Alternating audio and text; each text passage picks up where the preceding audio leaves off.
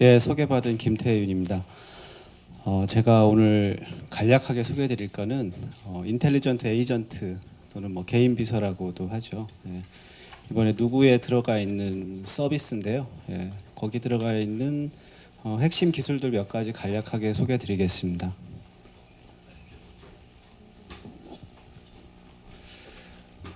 저희가 지금 지향하고 있는 거는 개방형 AI 서비스 플랫폼이에요.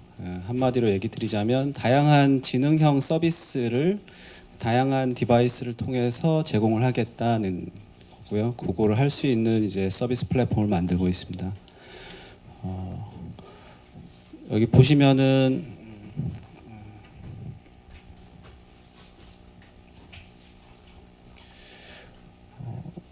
만들고 있는 거는 크게 인텔리전스 플랫폼이라는 게 있고요.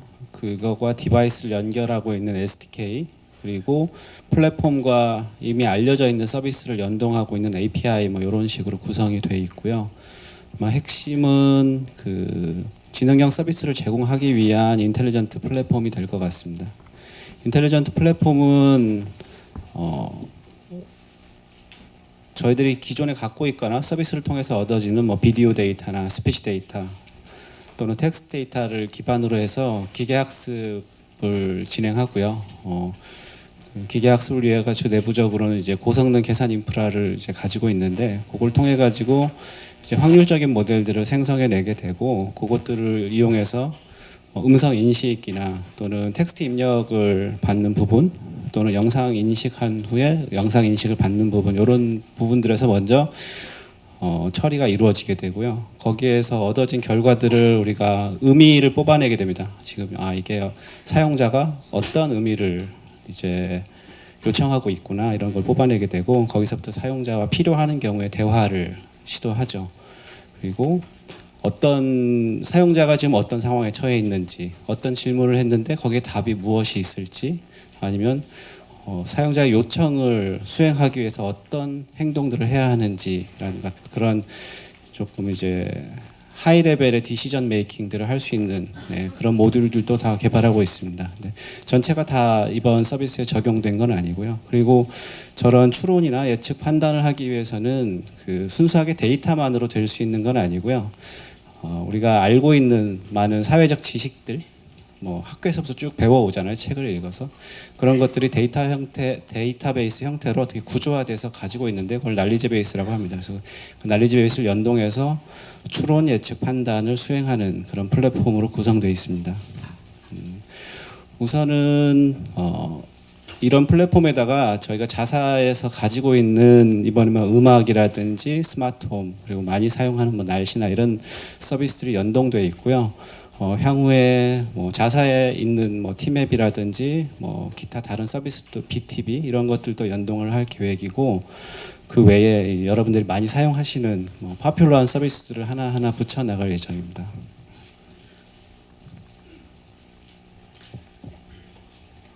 이번에 들어간 것 중에 의미 이해 기술에 대해서 간략하게만 설명을 좀 드리겠습니다. 의미 이해 기술은 입력이 텍스트인데 지금 이제 음성 인식에서 이제 텍스트 결과가 나오고요. 그 텍스트 결과에서부터 사용자가 어떠한 의미의 요청을 하였는지를 추출해내는 걸 이제 의미 이해 기술이라고 합니다. 내추럴 랭귀지 언더스탠딩이라고 보통 많이 말을 하죠. 이번에 적용된 엔진은 다중 도메인 하이브리드 언어 이해 엔진이라고 하는데요. 간단하게 밑에 예제를 좀 보시면 서울역으로 가는 빠른 길을 알려줘라고 했었을 때 우선 장소가 어딘지 알아야겠죠. 그런 장소를 나타내는 이제 쉽게 얘기하면 고유명사 같은 거를 디텍트를 하거나 빨리 가기를 원한다 하는 특정한 이제 검색 타입 같은 거를 이제 뽑아내게 되고요. 이 사람이 지금 원하는 의도가 무엇인가?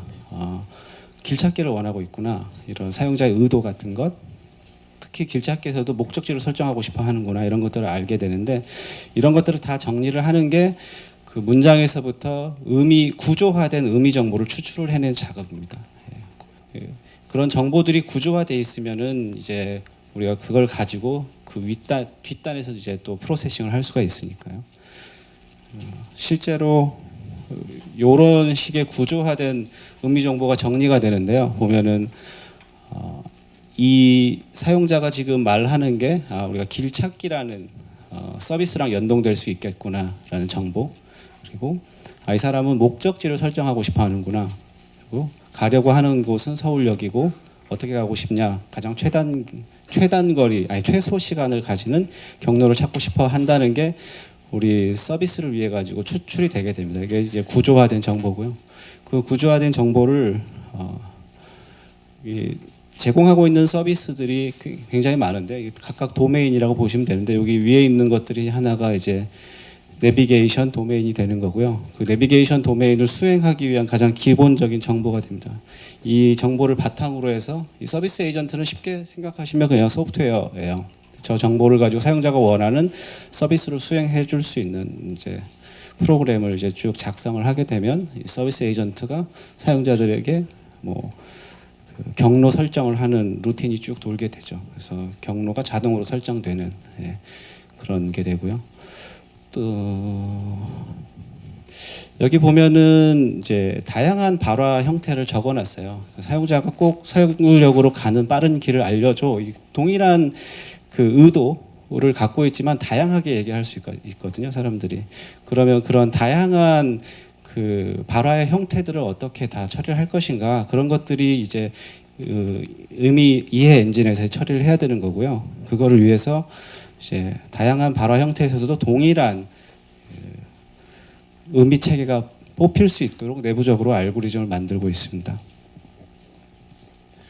실제로 적용한 거는 이 안에 이제 몇 가지 알고리즘 블록들로 되어 있는데, 이거 전형적인 이제 자연어 처리 알고리즘들이고요.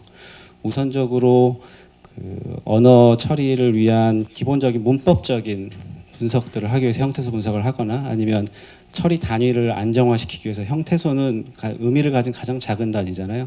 그런 것들을 이제 분리해내고 거기서부터 시간이나 장소 이런 것들을 이제 찾아내게 됩니다. 그리고 사용자가 어떤 의도를 가지고 말을 했는지 우리 정해진 의도 중에 하나를 선택하는 작업들을 수행하게 됩니다.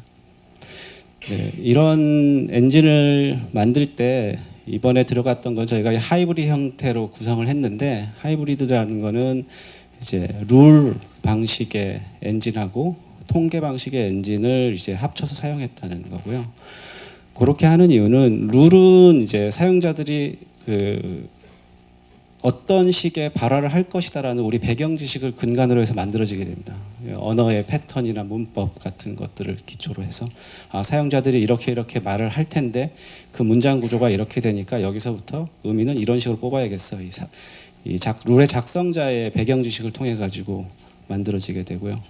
장점은 굉장히 빠르게 만들 수 있고 또 정확하게 만들 수가 있어요. 생각보다 언어가 굉장히 구조적이거든요.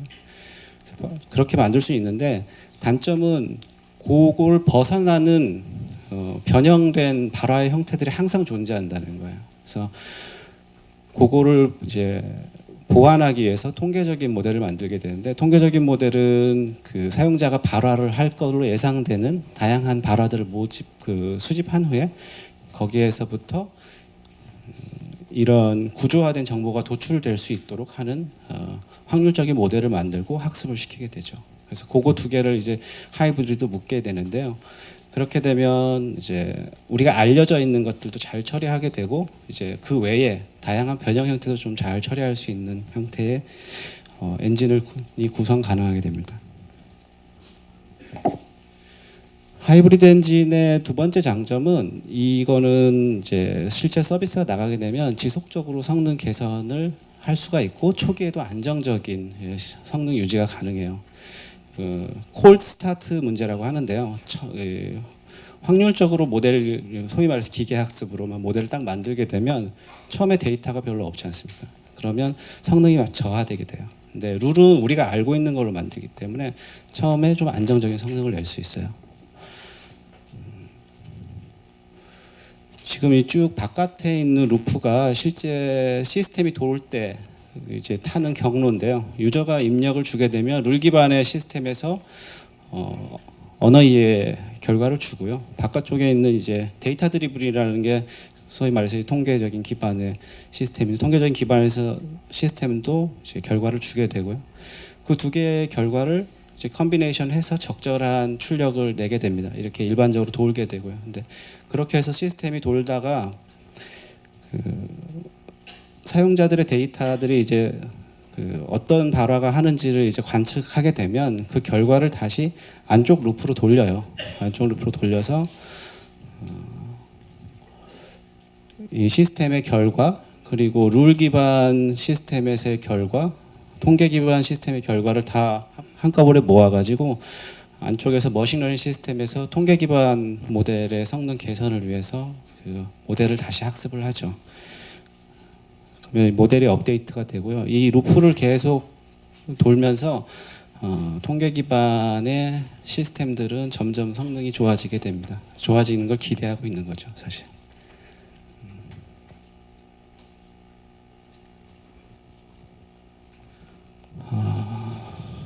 요새 뭐 인공지능 하면 다 딥러닝이죠. 그래서 딥러닝 얘기를 안 할 수가 없는데 딥러닝이 가장 이제 많이 쓰이는 거는 뭐 여러분들 아시다시피 뭐 영상 인식 그리고 음성 인식에서 굉장히 드라마틱한 성능을 보였고 그게 바로 많은 부분에 이제 상용화를 이끌고 있는데 마찬가지로 언어 처리에서 딥러닝이 이제 많이 쓰이고는 있어요. 지금 아까 이제 뭐 형태소 분석이나 이런 얘기를 드렸는데 그런 것들은 이제 언어학자들이 이제 많이 연구해 놓은 문법적인 구조, 의미적 구조들을 이제 계산학적으로 이제 풀어내는 것들이 형태소 분석기 뭐 이런 것들이죠.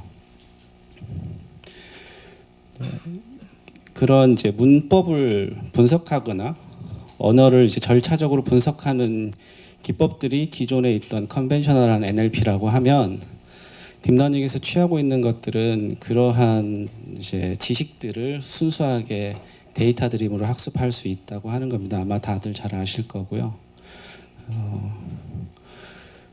그런 딥러닝 기반의 NLP 기술들이 뭐 많이 이제 발전이 되어 왔는데 초기에는 문장 자체를 딱 넣어가지고 의미를 추출하는 그런 기법들을 시도를 해봤는데 생각보다 굉장히 잘 됐어요. 문장 분류 기법이라고 하는데요. 아까 처음에 보여드렸듯이 서울역으로 가는 길을 알려줘라는 문장만 주고 이거는 목적지 설정이야라는 의도를 우리가 레이블로 달아줬어요. 그렇게 해서 한 수백 문장, 수천 문장 정도 레이블을 달아주면 그 의도를 뽑아냅니다. 신경망이. 그래서 굉장히 좋네라고 했어요. 근데 사실 그러한 기법들이 다른 통계적 기법들도 있었거든요. 근데 그런 걸 접근하기 굉장히 쉬웠다라는 장점은 있었죠.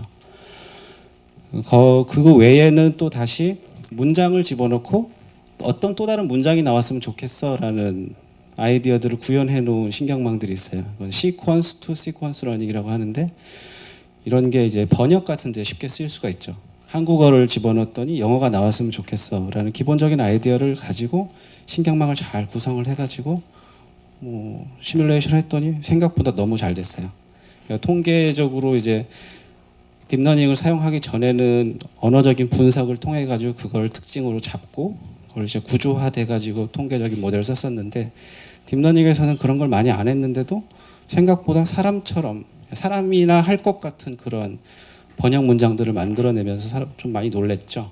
근데 그런 것들이 이제 시퀀스 러닝이 적용된 사례들이고요. 최근에 또 많이 나오고 있는 것들 중에 하나는 문장 자체를 이해할 수 있을까라는 의문을 가졌어요. 뭐 신문 기사를 쭉 주고 이 기사에서 뭐 많은 일들이 일어나죠. 그래서 아래 이제 질문이 있어요. 그러면은 지금 구속된 사람은 누구냐?라고 했을 때 구속된 사람은 누구입니다라는 대답을 할 수 있을까? 그거는 신문 기사를 다 이해를 해야 돼요. 그런 태스크를 만들어 가지고 기존 같은 경우에는 이제 기억이라는 걸 크게 모델링하려고 하지 않았는데 이제 큰 기사를 가지고 거기에 나온 인과관계를 추출을 하려면 기억을 할 수 있도록 하는 신경망들을 디자인해 놓거나 그래서 이제 그런 디자인된 것들을 이제 대량의 데이터를 가지고 훈련을 시키고 결과를 봤더니 어느 정도의 추론도 한다. 인과관계들 이게 A가 일어나고 B가 일어나고 C가 일어나서 결국 A 때문에 C가 됐구나 이런 사실들을 추론할 수 있다는 것도 좀 알게 됐어요. 그런 것도 요새 뭐 뉴럴 머신이라고 많이 부르고요. 이런 어프로치들이 굉장히 많은데 이게 모든 문제를 푸느냐, 언어 이해를 기계가 할 수 있다고 이제 단정적으로 얘기할 수 있느냐, 그렇지는 않아요. 사실 이런 것들이 아직도 우리가 이미 알고 있는 배경 지식은 전혀 없어요. 신호등이 빨간색이면 건너가면 안 돼요. 이런 것들은 그냥 알고 우리가 체계화돼서 알고 있는 지식들이거든요. 그런 것들도 이제 들어가 있지도 않고 이런 단순한 추론을 하기 위해서 굉장히 많은 데이터를 요구해요. 보통 뭐 음성인식 같은 게 한 10,000시간 정도 쓰죠. 예, 그리고 언어 이해에서도 딥러닝을 이제 조금 제대로 보려는 사람들은 한 10만 문장에서 100만 문장 정도를 아까 보셨듯이 그렇게 구조화된 형태로 다 정리를 해야 돼요. 근데 사람이 어떤 태스크가 주어지면 그렇게 굉장히 많은 데이터를 가지고 트라이얼 앤 에러로 학습을 하지는 않잖아요. 굉장히 빠른 시간 안에 이제 바로바로 새로운 태스크에 대해 적응을 하죠. 예. 그런 부분들이 아직 잘 풀리지 않는 문제들이고요. 한 가지 조금 같이 공유하고 싶은 게 있어서 가져와 봤는데 이건 뭐 저희 연구소에서 한 건 아닙니다. 예.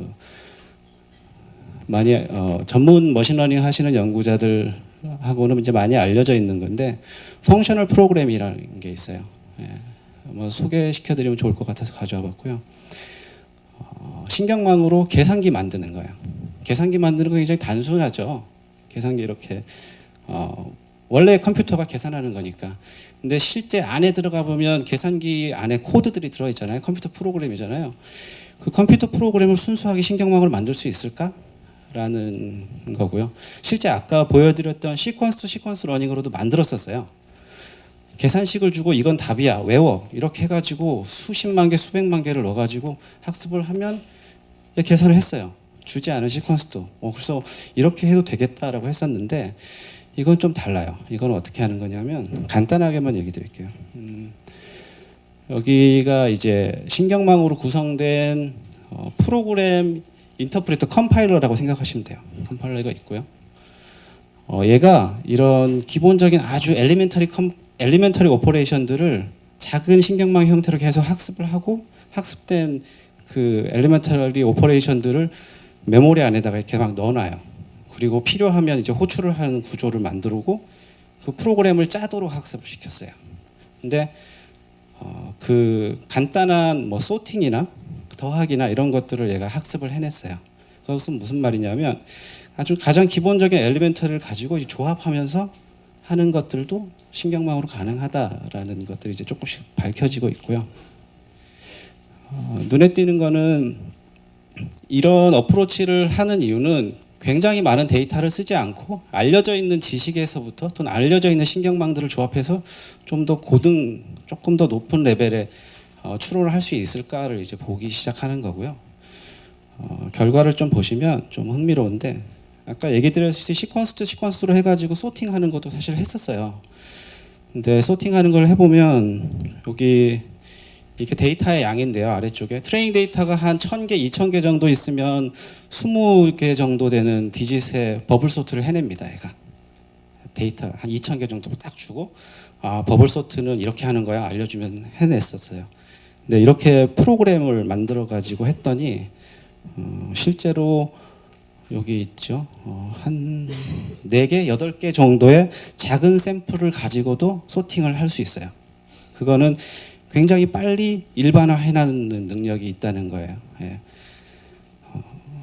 이거는 기존의 이제 딥러닝에서는 이제 풀기 어렵다라고 생각했던 문제들이 조금씩 풀리고 있는 한 예제고요.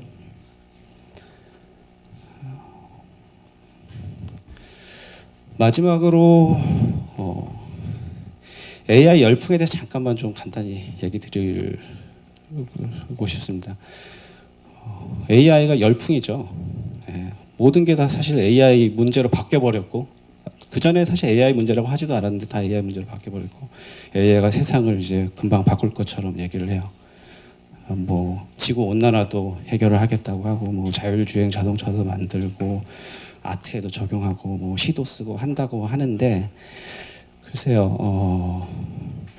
제가 조금은 좀 냉정하게 바라볼 필요가 있지 않을까 싶어요. 상당수의 문제들은 전문적인 연구자들이 전통적인 방식으로 풀고 있던 문제들이 상당히 많습니다. 그리고 된다고 했던 것들이 기존의 스테이트 아트에 근접하거나 아주 조금 좋아지는 정도, 또는 아까 얘기했듯이 굉장히 많은 데이터를 사람이 레이블링 해야 된다는 그런 구조적인 문제들을 해결하지 못한 문제들이 상당히 많은 편이에요.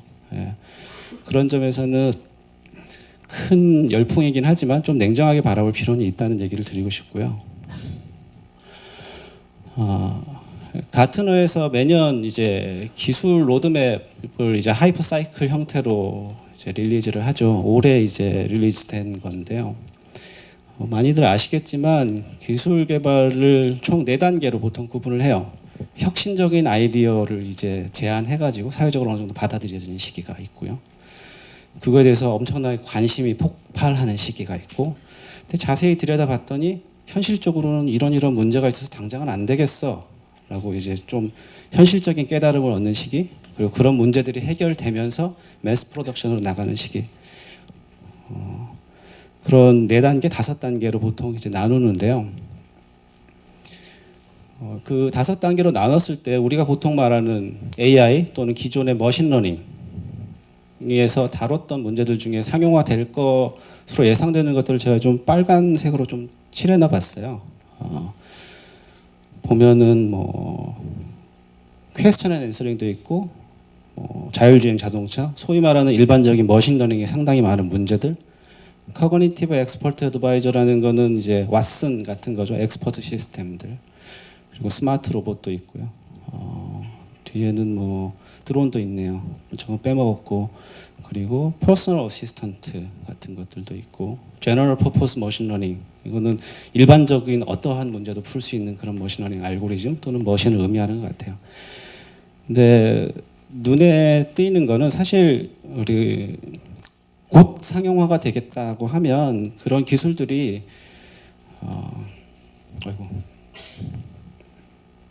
요 영역에 올라와 있어야 돼요. 근데 대부분의 기술들은 아직 피크, 익스펙테이션 피크를 향해서 달려가고 있거나 익스펙테이션 피크를 지나가지고 조금 이제 어찌해야 될지 모르는 수준들이고요. 색깔을 보시더라도 대부분 10년 이상이 걸리거나 5년, 10년 걸리는 기술들이에요. 그래서 여기서 봐야 될 거는 실제 진짜 제대로 된 기술들이 그 시장에서 우리가 많이 사용되기 위해서는 아직 핵심적인 문제들 많이 풀려야 되고, 그 기간들이 2, 3년 안에 되지는 않을 거다. 그래서 좀 냉정하게 핵심 기술을 개발하는 쪽에 좀 필요하고요. 그래도 이제 조금씩 그 어프로치 할 필요는 있어요. 그래서 저희가 지금 택하고 있는 건 제한된 도메인부터 인텔리전트 에이전트 기능을 조금씩 넣어가는 거예요. 아까 얘기 드렸듯이 여전히 빅데이터의 파워는 유효하고, 사용자의 데이터나 서비스를 모니터링함으로써 성능을 계속 올릴 수가 있기 때문에 그런 쪽부터 계속 이제 서비스를 만들어 나갈 예정입니다. 예. 오늘 얘기는 여기까지 하겠습니다. 네, 감사합니다.